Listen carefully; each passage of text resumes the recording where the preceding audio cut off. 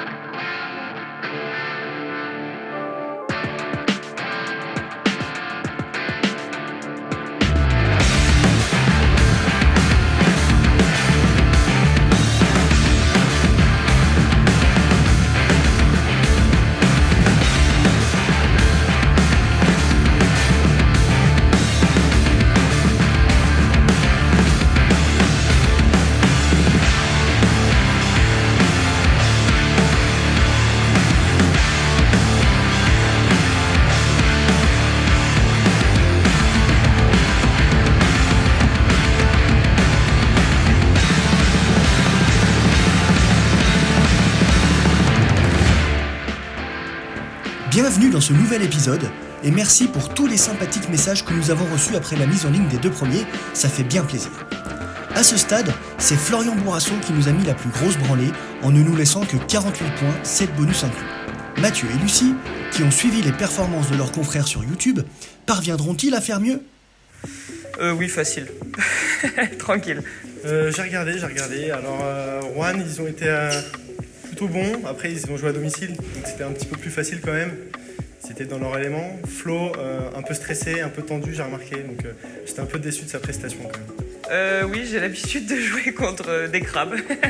Petite dédicace à la famille Barthes. Et ouais, je fais pas mal de tournois, donc les crabes, les softs et tout ça, ça me connaît, il n'y a pas de souci. J'espère qu'ils vont prendre cher. Déjà qu'ils vont essayer de remettre ma balle coupée sur la table, la première. Ça sera le premier défi pour eux et après on verra dans l'échange.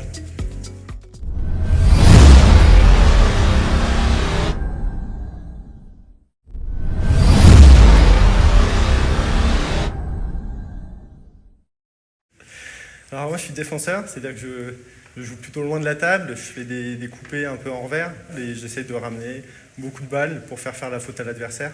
Donc je vais essayer de varier beaucoup mes effets, parfois beaucoup d'effets, parfois pas d'effets. Voilà. J'amène un peu l'adversaire à la faute avec de la fatigue et des variations. Alors généralement, moi sur des défenseurs picot long, je serre long dans le picot et j'attaque derrière très fort. Mon objectif, c'est pas forcément dire je vais marquer tant de points, c'est de faire des beaux échanges qui durent, attaquant, défenseur, et ça va être trop bon. Okay.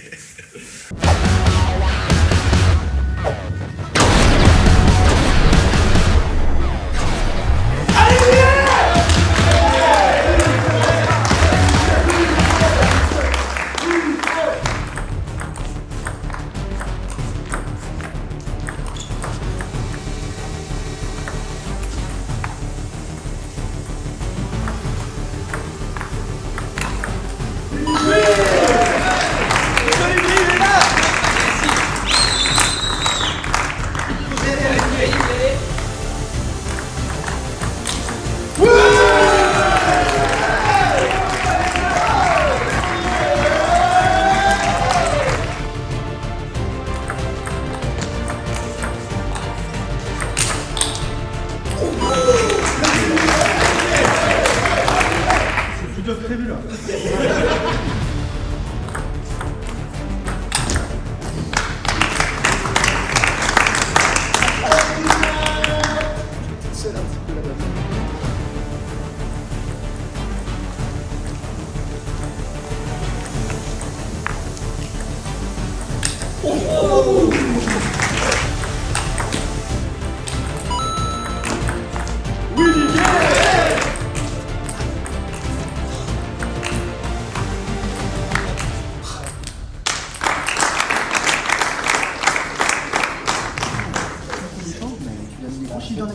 j'essaie d'être là, si je fais des sauts. C'est ouf.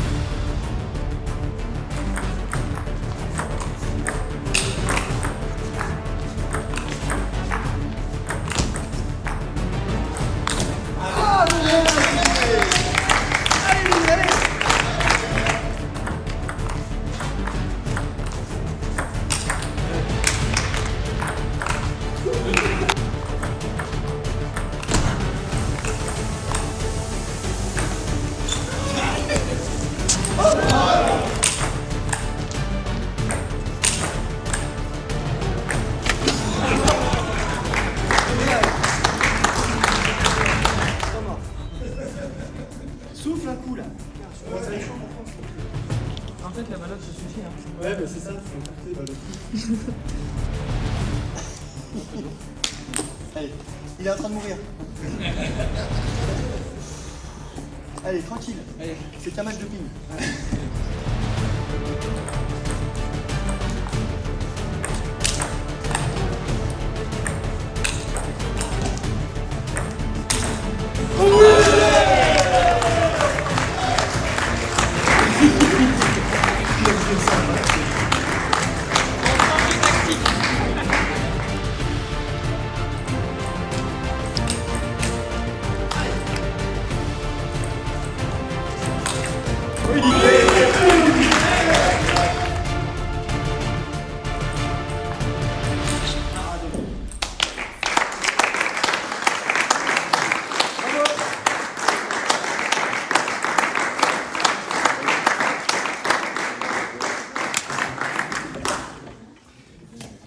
Bien joué, bravo. Didier, c'est pas grave. C'est pas grave, il est en russe en ce moment. Je suis plutôt satisfait de ma performance. Moi, j'ai appris à jouer sur défenseur. Et là, c'était un peu un rêve de jouer contre un défenseur pro. Et ça s'est très bien passé. Quand il part en défense avec son picot, les balles sont de plus en plus coupées. Moi qui ai appris à jouer sur défenseur, là c'était très dur. J'ai pas réussi à finir un point. J'ai toujours mis la balle dans le filet. Et puis autre chose, c'est quand il part en contre-top aussi, ça fait mal. Cette dernière remarque de Didier mérite que l'on s'attarde le temps d'une nouvelle minute pédagogique sur le sujet. En effet, Mathieu est un joueur bien offensif pour un défenseur, vous ne trouvez pas ? Lors du précédent épisode, nous avions expliqué qu'en caricaturant les choses, on pouvait distinguer 4 grands types de pongistes, mais que dans la vraie vie, c'est plus compliqué que ça. Première illustration de cette complexité avec le cas des défenseurs, où il faut distinguer les défenseurs classiques des défenseurs modernes. Mathieu est probablement le mieux placé pour nous en expliquer les différences. Alors un défenseur classique, il va défendre un petit peu des deux côtés, il va pas beaucoup attaquer, alors qu'un défenseur moderne, il défend beaucoup en revers et en côté coup droit, il va prendre la contre-attaque. Donc voilà, ça fait une petite opposition de style entre les deux, mais ça se ressemble quand même pas mal. Deuxième illustration avec Lucie cette fois, qui nous explique les petites nuances que l'on peut trouver, ou pas, du côté des attaquants entre les garçons et les filles. Le ping féminin, ça va jouer plus proche de la table et plus vite. On va prendre les balles plus tôt. Et chez les hommes, ça va être plus loin de la table et beaucoup plus fort. Après, il y a toujours des exceptions, des garçons qui jouent comme des filles ou des filles qui jouent comme des garçons, mais généralement, c'est ça, ouais. Au-delà de ces deux cas d'école, la richesse des styles de jeu que l'on peut rencontrer au ping est quasi infinie, chacun pouvant s'approprier ou combiner tel ou tel aspect technico-tactique de chaque école en fonction de ses aptitudes et de ses envies pour façonner son propre style. Profitons de cette petite parenthèse pédagogique ouverte pour explorer également la question des variations d'effets évoquées par Mathieu. Voilà un sujet qui ne parle qu'aux spécialistes du ping et qui mérite d'être mis en lumière pour montrer aux non-spécialistes à quel point le tennis de table est un sport infiniment plus fin que ce que l'on pourrait croire. Pour piéger les attaquants et leur faire la faute, les défenseurs ont différents secrets qu'ils se transmettent de génération en génération. Le matériel. Dans l'épisode 1, on a vu qu'il existait des revêtements avec des propriétés spéciales comme les softs, les picolons et les anti-tops. Beaucoup de défenseurs utilisent un picolon par exemple, c'est le cas de Mathieu. Pour faire court, les picolons permettent d'inverser avec plus ou moins d'intensité l'effet de l'adversaire. Ainsi, une attaque très liftée reviendra très coupée, même si le geste de l'utilisateur semble indiquer qu'il n'a pas imprimé d'effet à la balle. Et inversement, une balle envoyée très coupée pourra revenir presque liftée avec le picot, même si le geste de l'utilisateur fait visuellement penser à une défense coupée. Cela demande donc un supplément de réflexion et de concentration à l'attaquant. La tactique. La plupart des défenseurs utilisent des raquettes combi, c'est-à-dire composées de 2 revêtements aux propriétés différentes, ce qui leur permet de tourner la raquette plusieurs fois pendant un même échange pour perturber l'attaquant. Alexia le faisait très bien dans l'épisode 2, et vous verrez que Mathieu le fait encore mieux si vous prêtez bien attention à ce détail dans le résumé du match contre Didier ou celui qui va suivre. La technique. Les défenseurs de bon niveau sont capables de maquiller l'effet imprimé à la balle en alternant des balles très coupées et des balles molles, c'est-à-dire sans effet, avec un geste pourtant similaire. Là encore, l'adversaire doit être très concentré et attentif s'il veut l'emporter. Le physique. Être défenseur requiert une certaine condition physique. En engageant le combat dans la durée des échanges, ils jouent sur la fatigue et la perte de lucidité de leurs adversaires pour les pousser à la faute. Vous l'aurez compris, jouer contre un défenseur est souvent un vrai défi physique, tactique et mental.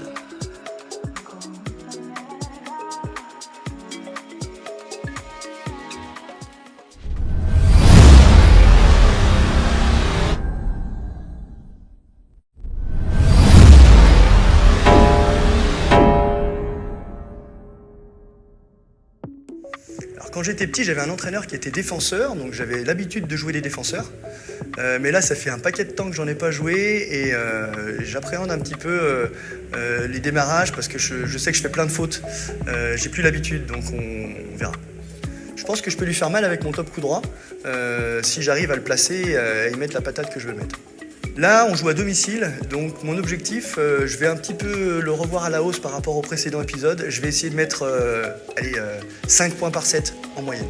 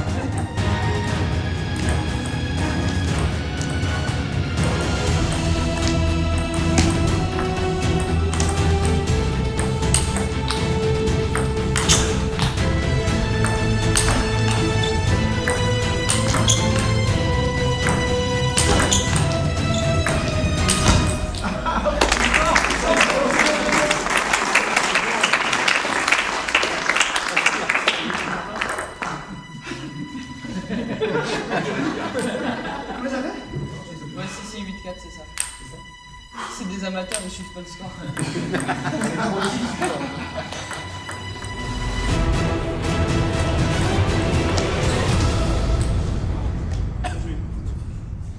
Bien carré, ça. J'ai pas de souffle. Il est vieux, il est mort, juste derrière. Mais il porte hyper bien. Franchement, je suis surpris. Ah, c'est le premier match. Mais là, il en peut plus. Le top 1, il est pas. C'est vrai. Et après, tu mets un peu ce terminal sur la deuxième, ça sera pas trop compliqué. Allez, on va défoncer le start. Allez, allez.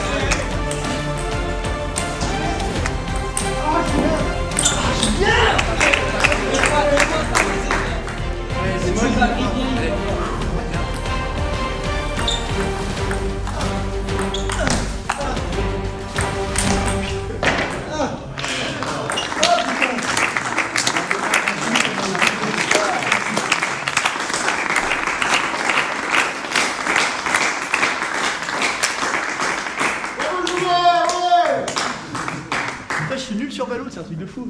Je suis un peu mitigé sur ma performance parce que j'ai réussi à faire des bons démarrages, j'ai marqué quelques beaux points, mais après j'ai fait beaucoup trop de fautes, j'ai pas réussi à tenir la balle, donc ça m'a un peu déçu. Alors sa coupe de balle, elle est incroyable, c'est vraiment super coupé, et puis il faut pas laisser traîner une balle gentille parce que sinon c'est punition. Un peu déçu de ma performance, j'ai fait quelques fautes qui me coûtent cher quand même au terme si on additionne tous les points, donc on va voir au niveau du comptage, mais un petit peu déçu quand même du final.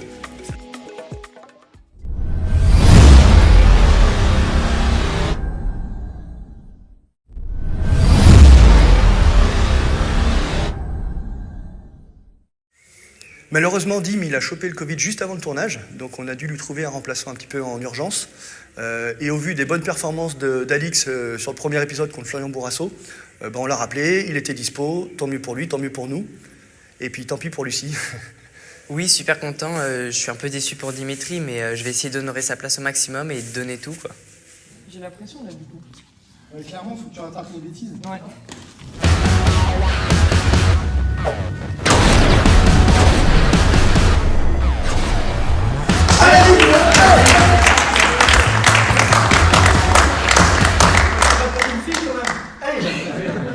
Tu lui as promis mon numéro à la fin du match.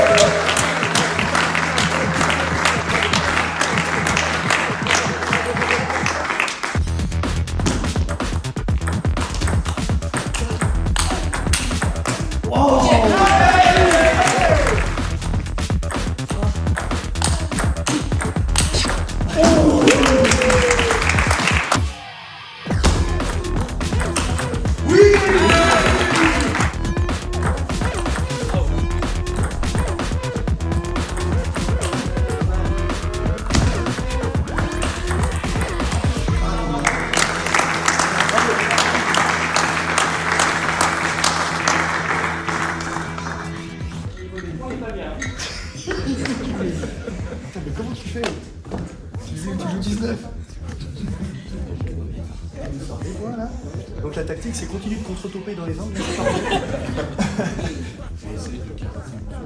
Une sur deux, c'est bien. C'est un bon ratio.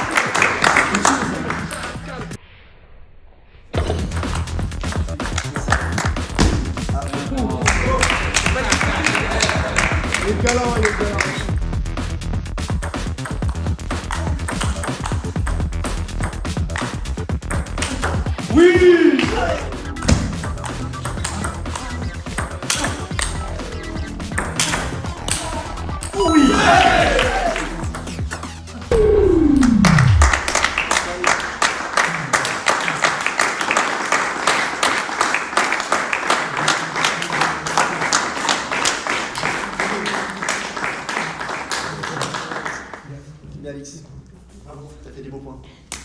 Ah, Lucie, elle a un service bombe coupé, il fait vraiment peur. Et ensuite, son revers, comme Florian Bourrasso, ça envoie du lourd et ça part à 200 km/h. J'ai un petit message pour Dimitri. Fais gaffe à toi parce que je vais pouvoir prendre ta place si tu reviens pas. Être remplaçant, c'est rigolo, mais être titulaire, c'est encore plus intéressant.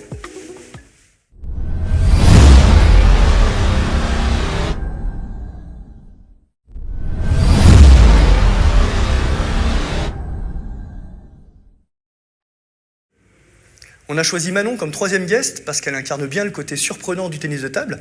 Elle a l'air toute gentille, toute frêle comme ça, mais à la table, c'est une vraie méchante. Elle envoie des grosses sacoches. Elle est capable de faire des trucs incroyables quand elle a confiance en elle. Donc je suis sûr qu'elle va nous gratter pas mal de points sur cet épisode. Alors mon style de jeu, j'ai une grosse claque revers et j'attaque beaucoup. Mon objectif, c'est d'abord de me faire plaisir, ensuite marquer environ 5 points par set et essayer de faire le moins de fautes possible.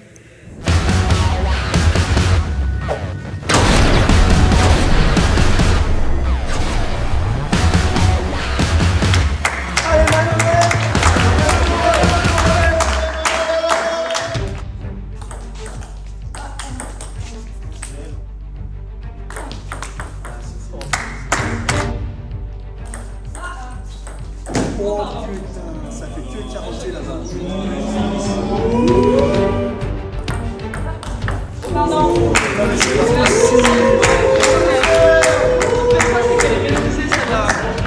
Il faut avoir de la chance comme ça pour être bon, moi aussi je sais faire.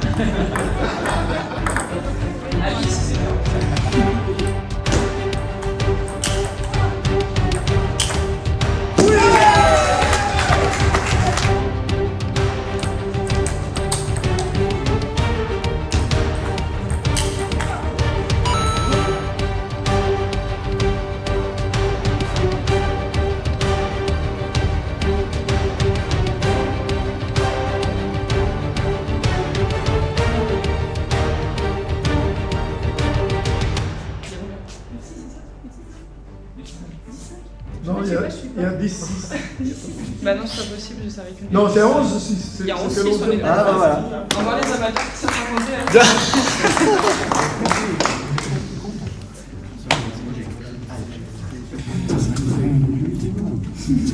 Je te gagne un peu de points ici. C'est encourage. Là, il part bien. Ouais, il joue très bien. Alors bon, à chaque fois, il est à ça de la ligne.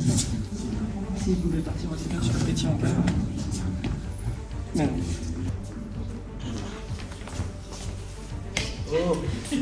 Attention, Allez Manon, elle a pas de revers, défonce-la.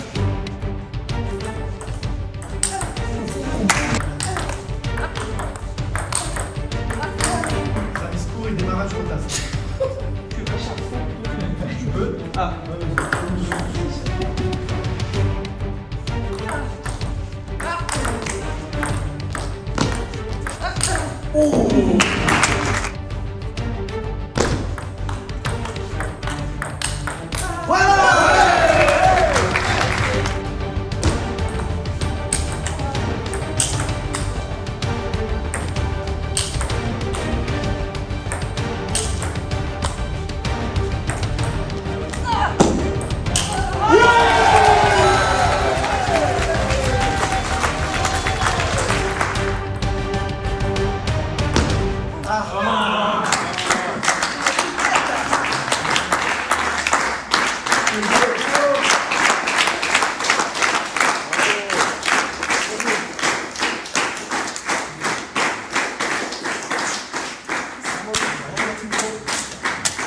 Je suis assez contente de ma performance.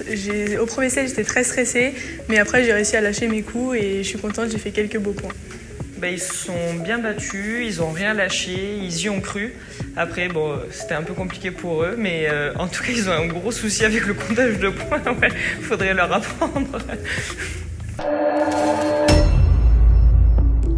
Et ben, du coup, ils ont demandé à un spectateur de venir jouer. Alors là, moi, j'ai sauté sur l'occasion. C'était rêvé pour moi de jouer des pros, quoi.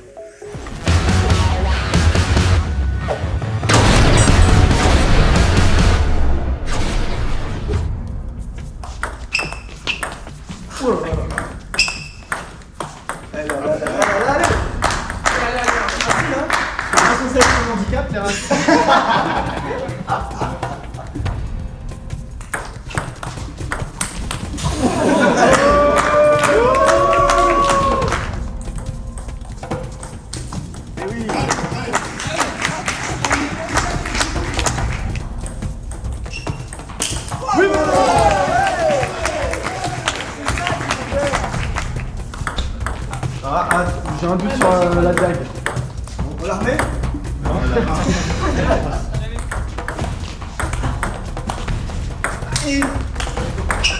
Oui! Bravo!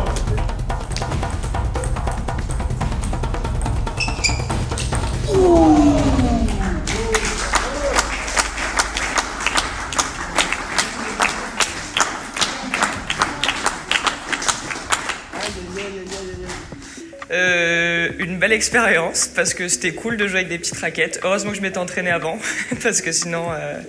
Voilà, mais Mathieu a des bons souvenirs du set bonus. Alors moi j'en ai pas mis une, faut dire merci à Lucie parce que j'ai vraiment pas mis une balle, c'est elle qui a gagné toute seule.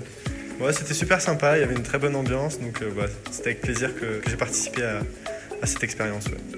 Si c'est à refaire, je le referai avec plaisir et avec le public et tout, c'était vraiment super cool, donc merci à l'équipe Monkey Pong.